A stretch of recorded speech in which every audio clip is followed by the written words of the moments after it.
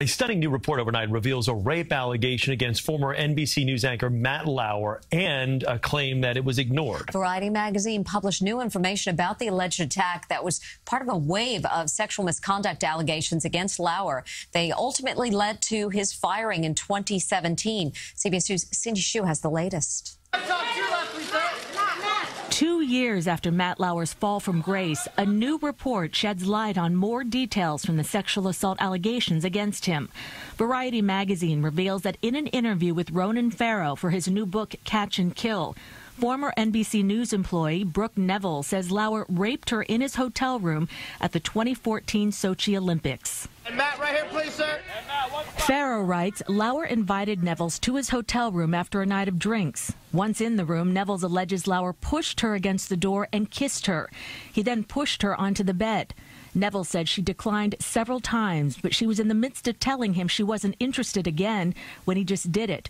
Nevils recalls that the encounter was excruciatingly painful. Nevils says there were more sexual encounters with Lauer when they returned to New York, telling Farrow, "This is what I blame myself most for. It was completely transactional. It was not a relationship." Farrow says Nevils told colleagues and supervisors at NBC about the encounters. Farrow says Nevils confided in former Today Show co-anchor Meredith Vieira about the alleged assault.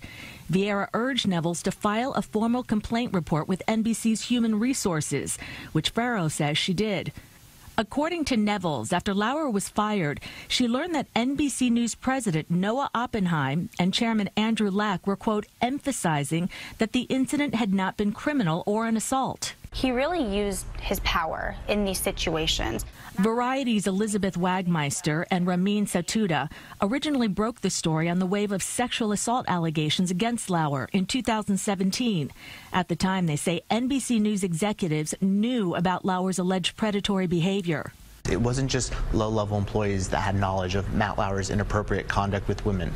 There were also higher-level employees that were aware and openly speaking about Matt Lauer's conduct with other women at the Today Show.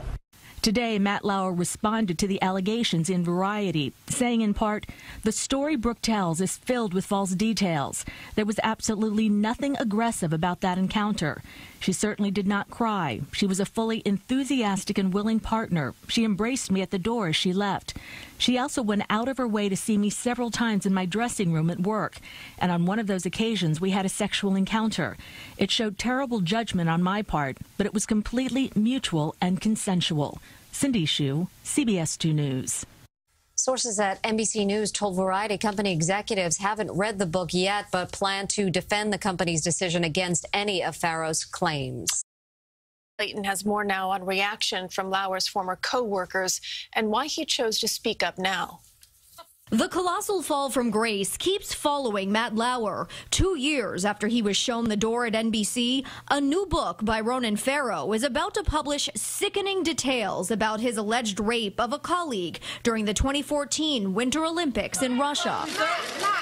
It was a complaint by former NBC News employee Brooke Nevils that ultimately led to Lauer's firing from the network in 2017. Variety magazine now reveals that in Farrow's new book, Catch and Kill, Nevils says Lauer raped her in his hotel room in Sochi. She says after a night of drinking, Lauer pushed her to the bed. She declined several times and was in the midst of telling him she wasn't interested again when he just did it. Nevils now admits there were more sexual encounters with the now ex-Today Show co-host when they returned to New York, telling Farrow, "This is what I blame myself most for. It was completely transactional. It was not a relationship."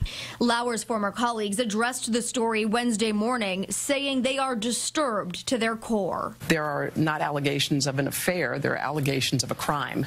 And I think that's shocking to all of us here who've sat with Matt for many, many years. I know it wasn't easy for our colleague Brooke to come forward then. It's not easy now. And we support her and any women who have come forward with claims. Lauer's firing came just as the Me Too movement was emerging. Nevils' accusations were not the only ones launched against him, but Lauer calls her latest claims categorically false, saying it was an affair, not an assault. Quote, "It showed terrible judgment on my part, but it was completely mutual and consensual," Lauer wrote on Wednesday. Until now, he'd not publicly defended himself, adding, "My silence has been a mistake. break. After not speaking out to protect my children, it is now with their full support I say enough. Now, NBC management has always maintained it had no knowledge of Lauer's behavior as it was happening. The network's response today, Matt Lauer's conduct was appalling, horrific, and reprehensible, adding that's why he was fired within 24 hours of us first learning of the complaint. Our hearts break again for our colleague. Christina Maurice, back to you. Okay. Former NBC News anchor Matt Lauer is now denying new claims of sexual misconduct. Yeah, this is actually the first time he's publicly defending himself after a wave of sexual misconduct allegations against him since 2017. Tonight, KCAL's Sarah Donchi is here with more on the claims detailed in a new book and Lauer's response. Sarah? Yeah, that's right, Jeff and Susie. The accusations were made by a producer who was working with Meredith Vieira. Vieira was brought back to the Today Show to cover the 2014 Olympics in Sochi, Russia. This producer says that is where Matt Lauer forced her to have sex in his hotel room. She said she was drinking at the time, was too drunk to consent, and told Lauer no. And now Lauer is responding.